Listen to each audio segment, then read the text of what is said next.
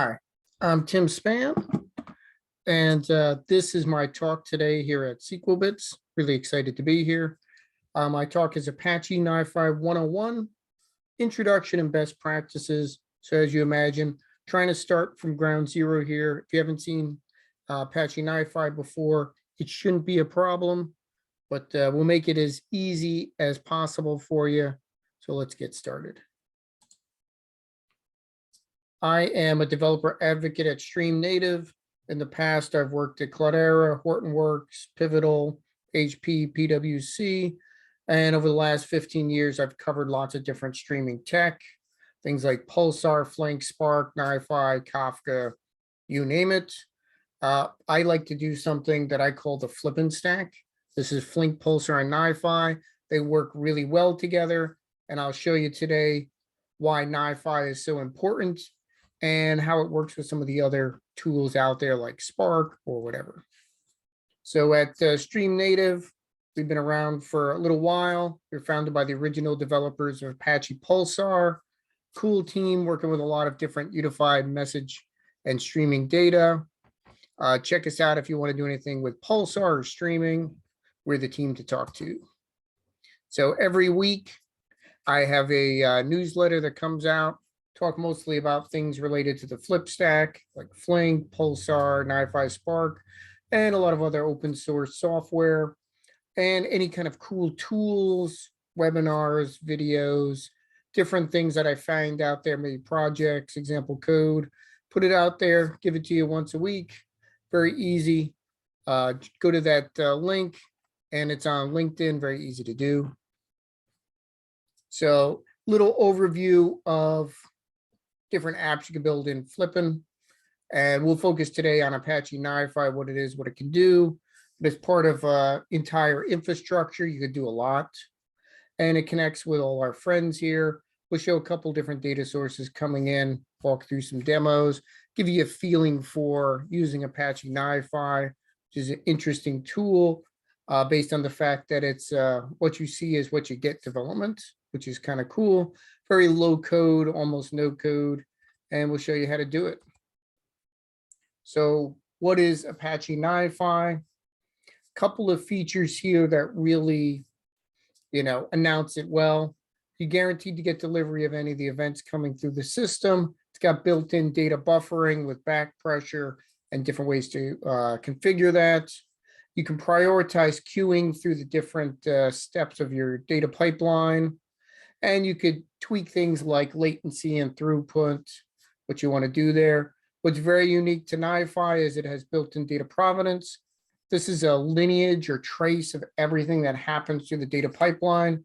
So events come in, files come in, all the metadata, all the steps, timings, everything works out really nice that way. This is a great way to add data provenance to your pipeline. Push and pull, doesn't matter how the data gets in. Things can push it in, it can pull it in. It can consume from Pulsar, push out to Pulsar, read from files, REST endpoints, TCP IP streams, logs, hundreds of different processors. These are the elements within NiFi that handle things. This is open source and flexible, so I can write my own processor in a JVM language, build a special kind of jar file, drop it in a directory, and now I could use it in NiFi just as if it came with the system. That's great. There's a ton of those out in the open source. I've written about 20 of them. We've got one for Pulsar. There's one for almost every NoSQL store out there, database, Hadoop, lots of different options there. And it's all visual. We'll go through that. Hundreds of different sources of data. Again, I'll show you a drop-down list, pretty impressive. You can build what we call a flow, which is your data pipeline in NiFi. And these can be stored as reusable templates in JSON or XML, hook them up to a repository for version control, export that to, whatever you need to do there. Pretty straightforward. Different kinds of security, easily to push those in. Again, by default, it has security on. And when you configure your cluster, it'll let you set a password, pretty straightforward to do. It's just an option there. So clustering, version control, very easy to extend. If you're a Java developer, you're gonna be in paradise with NiFi. Architecture, you can run it on my laptop, on a little server, on a Raspberry Pi and a Jetson. I'm running this one on a Jetson. One node is fine. You could do a lot of work, push a lot of data through there. Obviously, when you start getting into production environments, you're going to want to cluster. The clustering is pretty solid, scales up to hundreds of nodes, supports billions of events a second. And as you can see here, as in most things streaming, you want like 3 or 5 nodes. One of them will be designated the primary node. So if something needs to run on only one server, like you might have something that can only be read or written to once or in some kind of order, one is picked. One is designated to coordinate the things going on in the cluster, and Zookeeper manages that. Pretty straightforward clustering here. Each node in a server, again, these are Java apps with requires a JVM here. They run on various architecture. Most people run this on some Linux, maybe Amazon, Azure, Google Cloud, Kubernetes, or in your own bare metal environment. Presents a web server that you could use to navigate the system, which will show you, build apps, monitor, do a lot of cool stuff, and also host the REST endpoints. Underneath, there's a flow controller that works with all the extensions and processors, executes things. Below that, there's a bunch of repositories to store things locally on each node or in the external pod storage in Kubernetes. One for flow files. This is all the input events coming in. Each one gets its own file with its own payload and its own metadata. Content that might have changed goes in another repo. The provenance, that lineage and audit data, that could be encrypted. That could also be in memory, or that could be turned off if you don't need to audit what's going on or trace anything. Flow file. This is the main part of your system. This is the content. And if you never want to change it, that's fine. I can manipulate the attributes around it. And those attributes are key value pairs that are metadata for the system. Those are pretty cool. A flow file could be an event, a message, a file, anything that's come into NiFi. A processor is a Java component that runs in NiFi. It does routing, processing, or some manipulation of the data. It's one step in your flow. You could use all the ones that are in standard NiFi, grab one for GitHub, or build your own from scratch if you need to do something fancy. Controller, special kind of processor. It's kind of like a connection pool. It processes or ingests works outside of data. Maybe keep track of connections to different things like a REST endpoint, third-party service, data store. You get the idea. Connection, the lines connecting things. You'll see when data comes in the system, it flows between processors. It does that with a connection. We want to group things together so we can navigate down, group them together, reuse them, version them. These are process groups. This is the smallest module or component that you could reuse in NiFi. Provenance is that auditing and lineage data we mentioned before. It gives you a timestamp. It gives you, what happened to it, a type, a unique ID, size, a whole bunch of different metadata there, what happened as an event. So this is time series data that you could push to a lot of different systems, including NiFi. So you could process provenance with NiFi, which will generate more provenance. So most people, if you're going to process this data with NiFi, you send it to a cluster that just does that processing. Otherwise, you get in that loop of, constant provenance. We mentioned back pressure. That's on each step. When I do that connection between steps in a flow, those processors, that connection, each one has its own configurable back pressure. We could make defaults system-wide, but for each step, I can override that and increase the threshold, increase the size threshold, add a custom load balancing schedule, add advanced prioritization. So what this means is in those 2 steps, I can allow the data that's always flowing through the system to come. But if there's something that's high priority, it can get in front of that. So, you have batch data that's coming through constantly every second. But then there's an alert. I want that to be prioritized, go through the system faster. And I can set an attribute that says, look for a value in this attribute. When that happens, give it priority. Pretty straightforward there. One of the nicest features in NiFi for processing data, something called record processors. So if you're using NiFi with thing that looks like a table, you know, XML, comma separated values, JSON, Avro, Parquet, that sort of data, even log data. If it looks like a data and you can apply a schema or NiFi can infer it, this makes it very easy for you. You can make your processing very generic, do things like convert XML to JSON or running different SQL queries on it. SQL queries use Apache Calcite. Then you could pick what field you want, transform data. It's very nice and uses schema registry if you need one externally, such as Confluence or Cloudera's or the built-in Avro one. Very simple to do. Lots of different options here, Windows events, syslog, XML. Lots of things you could do with these record processors. Now, what's nice is when you're doing this processing, especially if you're doing kind of ETL work, ELT work, reverse ETL work, you know, you may want to be able to look things up or cache data as it's coming through the system so you don't reprocess it, or you do aggregates, summaries, those sort of things.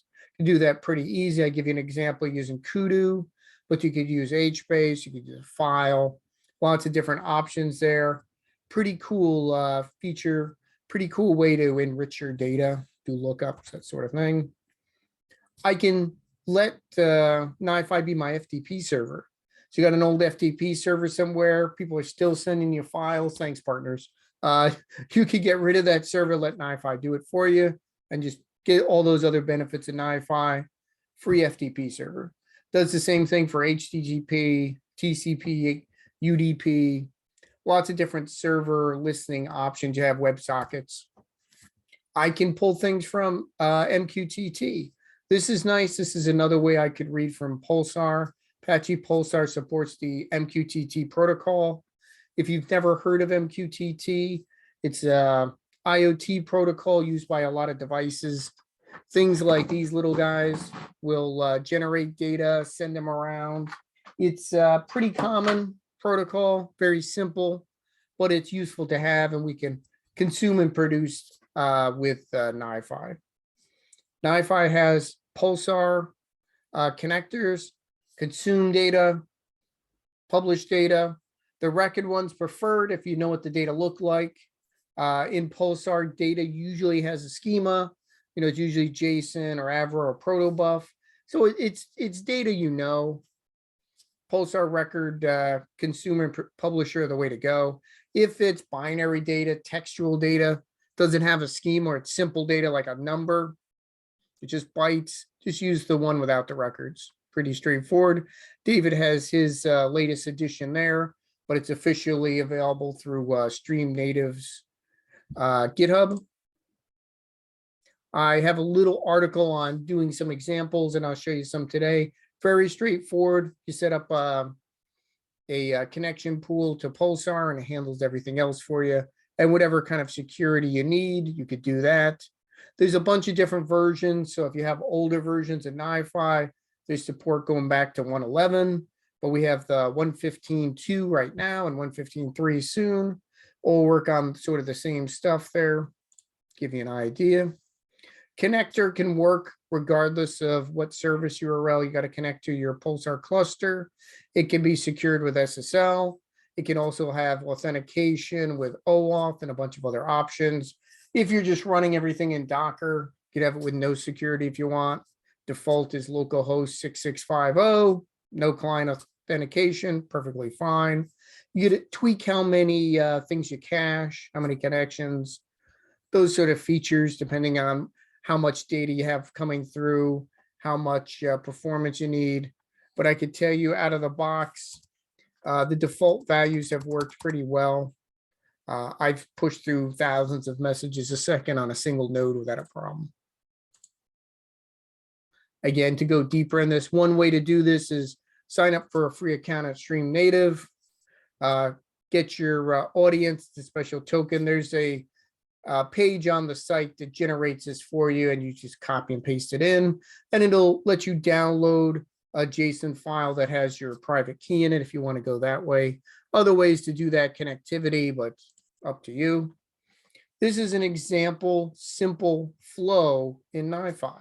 I start off by having a listener. It's consuming from MQTT, getting messages. If there's a failure, sends it over here to wait. I do an update on one of the metadata with it, and I send it to be updated in Hive, put it to a record somewhere. This is a processor that will let you look up and based on attributes coming in, decide what you want to do with it. So maybe I want to put that record to a database, JDBC data store or a NoSQL database or anything that supports records. This maybe 25, 30 different things. If I want to just get some of the records, I could set up a sampler. I could set up a query record to do SQL queries on that data. Lots of options there. You're going to probably want to know what's going on with your data. Fortunately, when you're using NiFi, lots of metrics, status, and charts are built into the UI, also available via REST endpoints and the command line tools. If you use Cloudera's data flow experience, it adds more features there for monitoring. It's very easy to do DevOps with NiFi. You see the GUI and you think everything has to come through the GUI. It doesn't. There's an open source toolkit, lets you do things DevOps thing at a time, or do it interactively from the command line. Do things like push in parameters, download flows, start and stop things, delete things, change versions, and anything you could do with the command line, you could do with the REST endpoint. Very easy to automate this. There's also an awesome Python API that my friend wrote. I highly recommend that wraps those REST endpoints, makes it easy. On the bottom of each of these slides, which you'll be getting, there's links to deeper articles and example code. So you can give everything a try here. Again, more DevOps things here. Look at all the process groups, check a status of one, get any services for that process group, turn services on, start the whole process group, take a look at the parameters, create a reporting task. Reporting tasks are built-in metrics that you can configure within NiFi. So all the data you have, anytime, anywhere, all the clouds, all the protocols, get some data somewhere, have NiFi read it in, maybe read 20 things, merge them together, prioritize things, maybe throw it through NLP or Tika to do some text or sentiment processing, maybe some MXNet. I've written processors for all those in NiFi. Push that into Pulsar, maybe do some continuous ETL with Flink.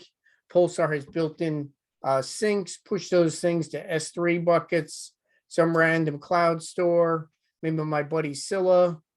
Have some analysts look at this data with SQL or charts, Jupyter notebooks, whatever you might have out there.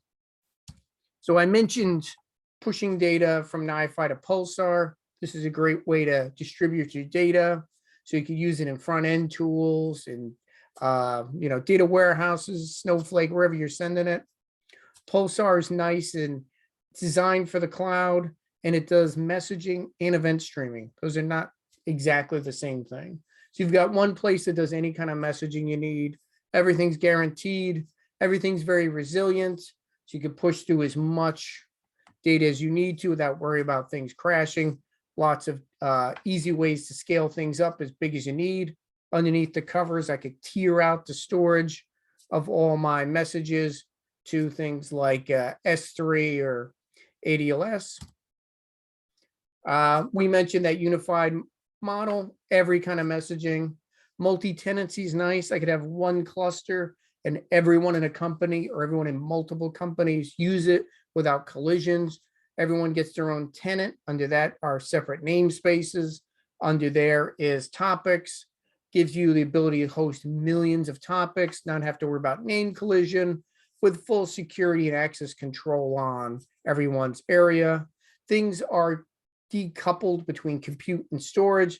Very easy for you to scale things up independently. Maybe I have a lot of activity, but I don't have a lot of data. Easy to just scale up that and not pay for storage.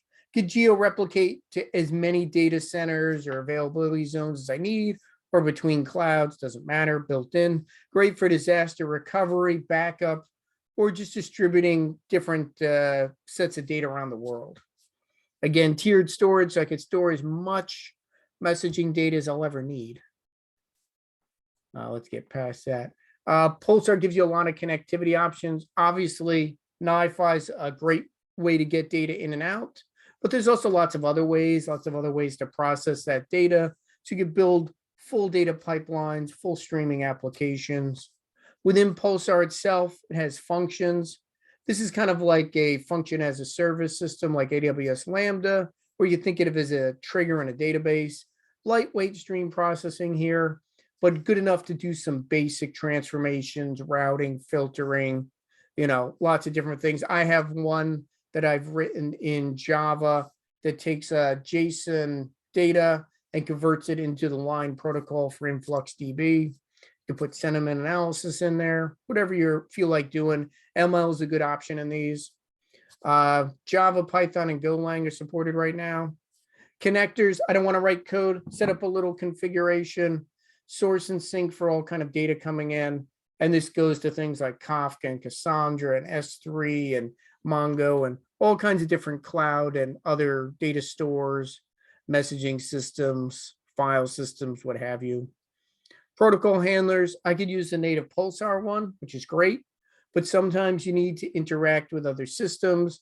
Maybe you've got applications that are written already and they only know the Kafka library. Turn on COP and Pulsar looks like Kafka. You can use all the same libraries, consume, produce, no problem. Same for MQTT, same for AMQP, and there's a couple more being developed. Processing engines, I want to process this code and functions aren't enough. You could do Flink, you could do Spark, and we have Presto as Pulsar SQL built in. Great way to process data with low code or minimal code. I could do this all in SQL. And data offloading to tiered storage or other places. We mentioned those lightweight computation. That's our serverless event framework that uses Apache Pulsar as its message bus between event handling. And this runtime can be located within the Pulsar broker or run on its own in Kubernetes. We've got something function mesh that helps you. And those languages we mentioned. Pulsar SQL, query that data while it's in a topic. And it doesn't matter if it's been offloaded to tiered storage or it's in the main Apache Bookkeeper storage. You could read it with simple SQL, and I'll show you some examples there. We showed you that NiFi Pulsar connector. Great way to connect my favorite two systems here. Got links to everything. We have an ambassador program for people interested in Pulsar. Please take the survey. Let me know what you like or don't like. Free training with your own Docker containers to run Pulsar, get used to it. Let's get to the demo.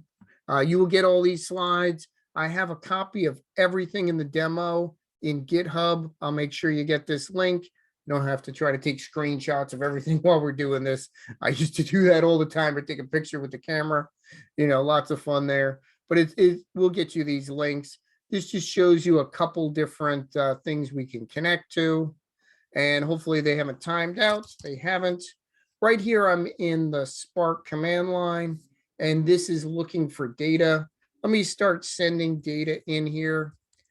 This is a NVIDIA Xavier box. It's got a camera on it, looking out the window of my office, doing some analytics and some deep learning model classification on that image, grabbing some metadata and some different information on the system, and it's going to send it as a JSON object through Pulsar, and it'll start triggering all our stuff everywhere so we can start doing some fun computations on that.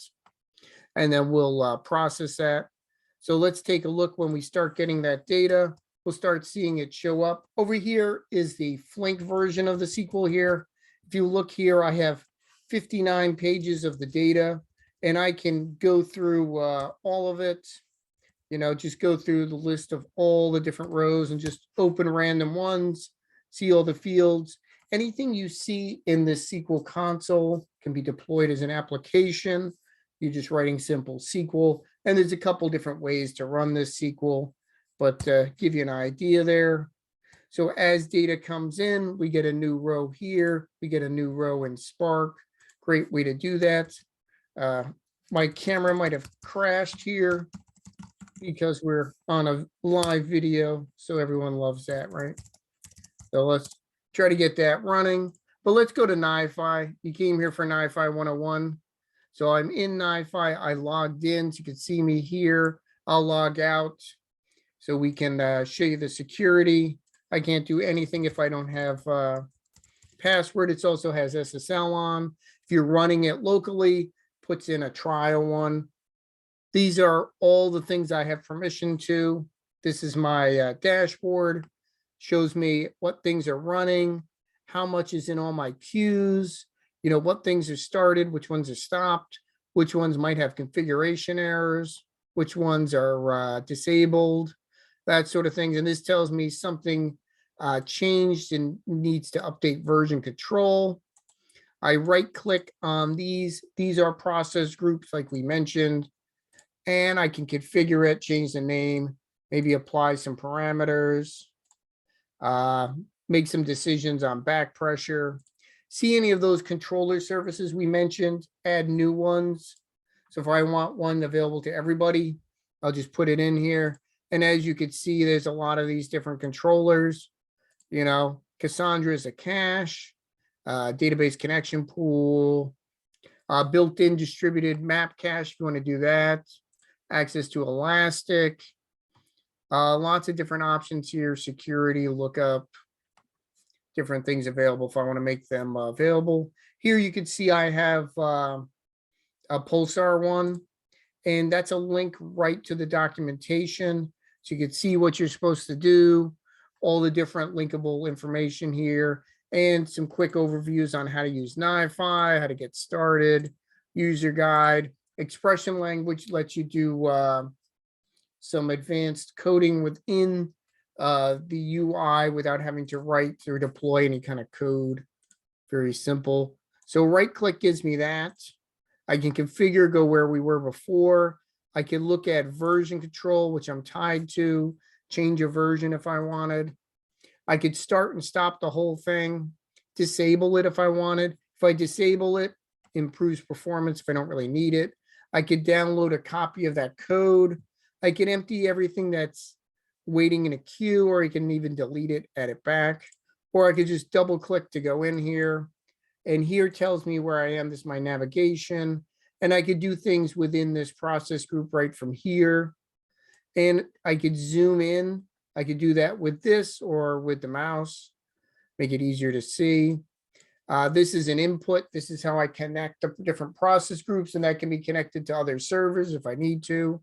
So data comes in.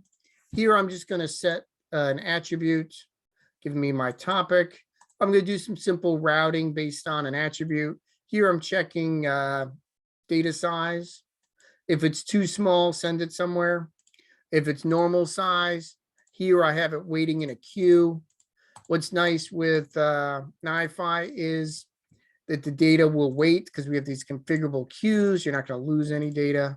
All this is configurable. Like, let me round robin this data. I can compress it if it needs to get, go between different nodes. And here I'm just going to send data to Pulsar. It's JSON in, JSON out. I could have done something different like Avro or Parquet or XML. Not sure why you'd want to send someone XML, but they might ask for it. Connect to that Pulsar connection pool, pass in a dynamic topic name, set a couple of parameters, set a message key if you want, and then we're ready to go. And then we just start processing that data, and it'll start coming through the system. Pretty straightforward. We can process it fast or slow depending on what we want to do. Down here, retry flow files. Say something fails, I could have it configured to retry a couple times. Maybe something's not available, maybe something's down. And then you make a decision. Okay, if it's done, if it fails, let me put the errors over here. Let's look at some of that provenance data. And if we look here, this is the latest one. And you can see the date, how long it took, how long it's been sitting in this lineage, what happened to it, an attribute changed, unique ID, file size, who did it, what type of component it was. You could uniquely name these. So if you're doing debugging later, you could just find things in a log, maybe push it to Elastic to do that, elk. Here I could get more attributes and I could see which one changed. And then you could see that's just a message count. This is what was sent to this topic. So I sent some weather data to the topic. Ooh, we got a lot of data flowing through the system now. Wonder if I started my meetup up. No, I didn't start that. There's some data there. That's a little different data. We don't have to have the same data formats processed in all the same places. And we're just pushing that data through. So we could see here, I changed something so I could change version control and I could see what changed. I changed that load balancing strategy. That's probably a good thing. I'll commit that to version control. Balancing changed. And that goes to my version control system over here. This is stored in a database of your choosing. And if you want, you can configure hooks to send that data somewhere else, maybe trigger a build, maybe push it to GitHub. Lots of options there, pretty straightforward to do that. So let's get some more weather data. What's cool with weather data is I'm getting all the weather data for the US. It's this single HTTP call, and it gets me a zip file of XML. Not too many people's favorite. I could have this scheduled to run every 20 minutes when the data is updated and just have that run forever. I get that data, unzip it, pull those files out of the zip, filter out only the file names that match US airports. And then here, all those individual XML files come in, convert them to JSON, but filter out ones that've got a messed up location. And then from there, I could push them into that process group or into this one. This one's doing some different processing. Here, I'm breaking them up into individual records in case there's more than one record in a file. I'm just doing that to spread out the data and slow it down. Otherwise, the demo runs too fast. You publish 10,000 messages and it's gone in a second. Here, I can control how many I want out per time duration. Good if you're doing demos. Good if you can't, if your downstream system can't support something. So here I'm pushing to the latest version of Pulsar. This is just going to weather and retry if it fails. We saw it had that other connection there. I moved something, so it changed the versions. Boom, save the version. I could download a copy to share in with everyone in the class here. Very straightforward. That's pretty much what you could do with NiFi. REST endpoints are a very good use case there. Pulling in binary data. Like here, I can grab in images. So if I run this, I'm going to start getting a list of images in a directory. You can start and stop things very easy. Here, I can fetch one of the images, and you'll see that image count goes down because it said just run once. And I've got an image come in. I've got most of the things turned off here, so I could turn them on as I'm running real time. Now remove the empty ones, add a MIME type, and here I could push it to a Slack channel. So it's a great way to upload images.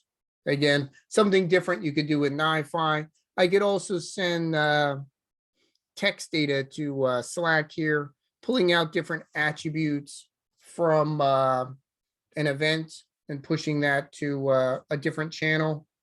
Pretty straightforward there. Lots of different things you could do with NiFi. Getting a little short on time. I did mention some of the other things. Here we got two more. Another record came in from NVIDIA, and you can see it's formatted as records come in. This is continuous query in Spark. Same thing in Flink down here. We now got another record. When I get another record, it pops up on the screen below it. Maybe we're able to run this in a loop now. I got enough memory back, and I can consume that message from a command line client in Pulsar as well, because you can figure out and configure how you want to consume messages within Pulsar. That's a very nice feature. So you can have literally multiple people handling it, a sync pushing it somewhere, Flink reading it, Spark reading it, NiFi reading it, all from, different tools, all from all those different configuration matrices. Like for Trino, I can connect to it from any, database query tool. Here I'm doing that from dbeaver. Pretty easy to connect to the Pulsar Trino server connected with Pulsar. Very easy.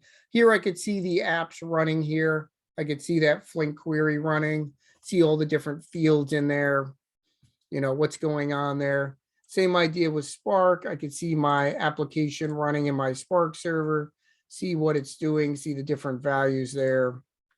Pretty straightforward. And I could see all the logs and that sort of thing. And I can connect to Pulsar to show you data through WebSockets. So I can do that. I remember the names I call things. We got no data right now. Gotta wait till it reloads. And that's through WebSockets. So you can do a lot of different data depending on what you want to do there. And it'll read all of them as they come in, including all existing ones. Here I've pulled in weather data, and it's pulling in a whole bunch of chat messages, WebSockets both ways to Pulsar, so I could send a message from here.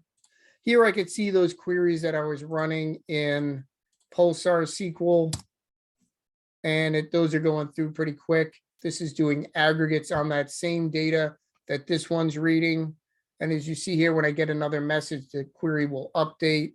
Same down here. As I get new messages, I can push those to syncs within Spark, within Flink, within Trino if I need to. Obviously within NiFi, it's very easy to consume from Pulsar and push somewhere.